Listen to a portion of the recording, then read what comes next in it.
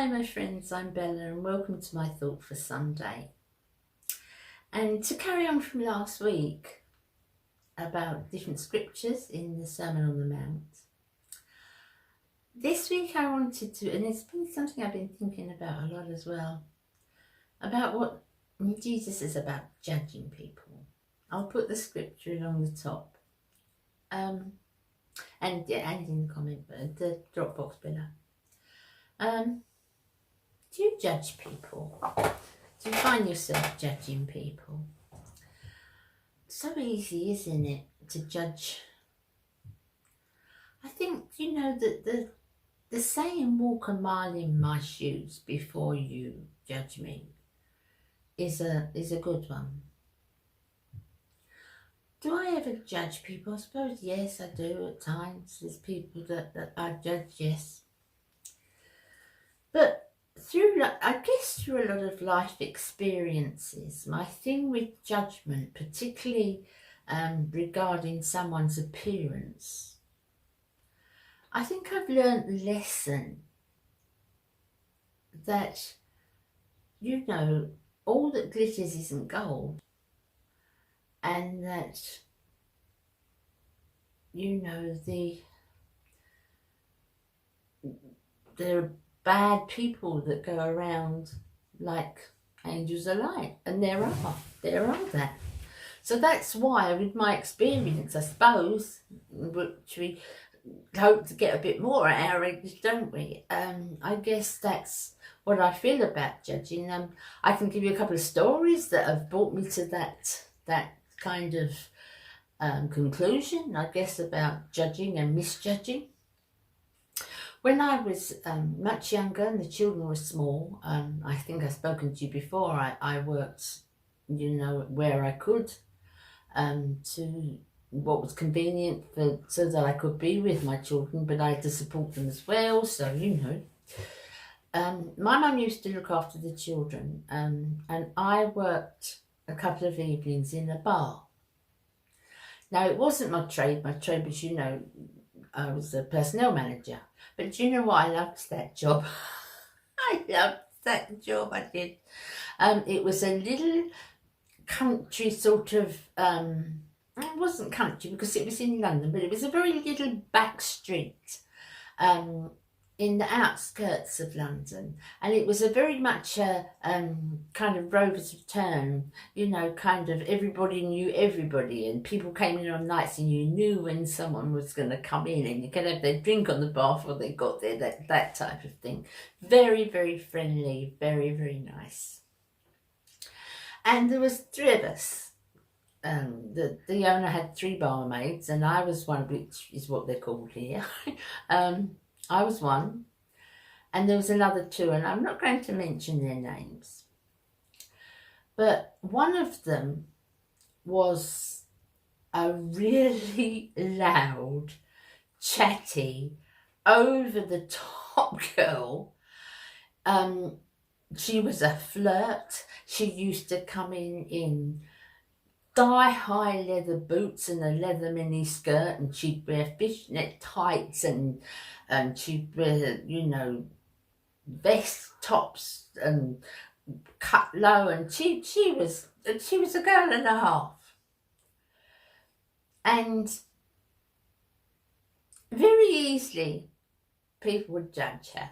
They would judge her really easily because she looked the part. She looked the part. The other one was I believe she was a nursery teacher as well during the day, and she did it part-time, I believe. She wore very sensible clothes, nice clothes for a bar, very, you know, she was smart. She would wear floral dress and, you know, gingham blouse, and she was smart. I wouldn't put anything about her clothes. She was smart, but she certainly wouldn't have dreamt of wearing a leather skirt. She spoke very well. She was very, very well mannered. And the owners family fell apart because one of the barmaids was having an affair, and she'd quite with a member of the family. And she's, you know, this barmaid was quite, she aimed to get this guy. She really aimed to get this guy. And of course, when it came out, everybody said, oh, we know who that is. You can absolutely tell who that is, no doubt. But it wasn't. It wasn't my friend with the leather skirt. It was the one with the floral gingham shirt. So, you know, that my friend who had the leather skirt would never have done such a thing. Isn't it funny? It's how people judge. And everybody, I remember everybody in the bar saying, oh, well, no doubt we know who's done that, don't we? We know who schemed that up. It wasn't. It wasn't.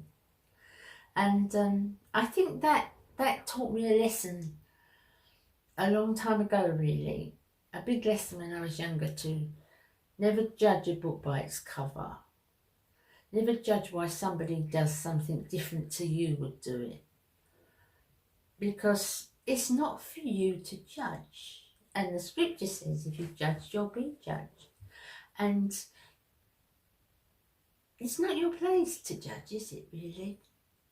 What I've known so many people, and I know you have too, because we're all of an age, I'm sure. So many people that you would think are real rough diamonds, you know, real, but diamond is the key word, of course, but are really rough and, you know, something that, well, I don't want my children mixing with her children, you know, but they turn out to be such good people and such kind people. And I've known people that come across as the most kind, angelic people you could wish to meet, but they would, you know, stab you in the back soon and look at you. And it does happen. It did happen then, and it does happen now. In a lot of ways it's made me sceptical, yes it has. But I don't judge a book by its cover. I give people a chance. But I do get a lot, including my family, let me tell you, including my family, will say to me, for goodness sake, why are you assigning? Who's that? You know, I think, well, I like the person, or, you know, I like looking at this, or I like being with that, or, and I judge by that. So how are you in judging people? How are you on misjudging people? What do you think? Do you see someone and make an assumption in the first 3 minutes of what that person's like, why they do what they do, why they act like they act?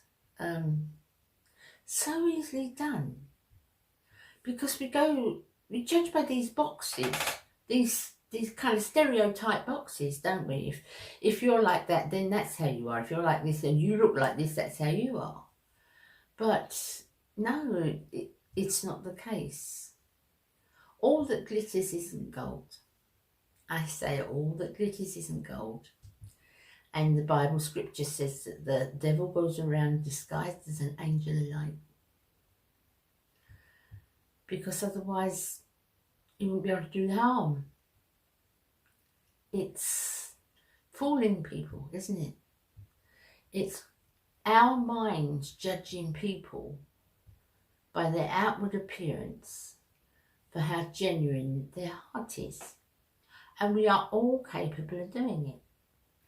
And it's taken me a long time and a lot of hard knocks, believe me, a lot of hard knocks, personal knocks, things that have, especially in my younger years, have absolutely devastated me. Because I've judged something by what it looked like. I've not gone further. I've not seen why. I haven't walked a mile in those people's shoes. And I think that's what we all need to do when it comes to judging. That's what I think. That's just every week I try to say, this is just my opinion. It's nobody else's opinion. It's what I think, and I don't knock anybody. Because if I did, I'd be judging, wouldn't I? So again, I hope you see where I'm coming from. I worry about that every week. I always hope you don't feel that, you know, I'm saying too much, or because it's so often what my channel is really. But I just really enjoy speaking to you on a Sunday, because I think, one, the Bible's important to me, and two, because I think you can get to know me better and we can share experiences. And on these videos, you do share your experiences with me, and I'm so grateful for that.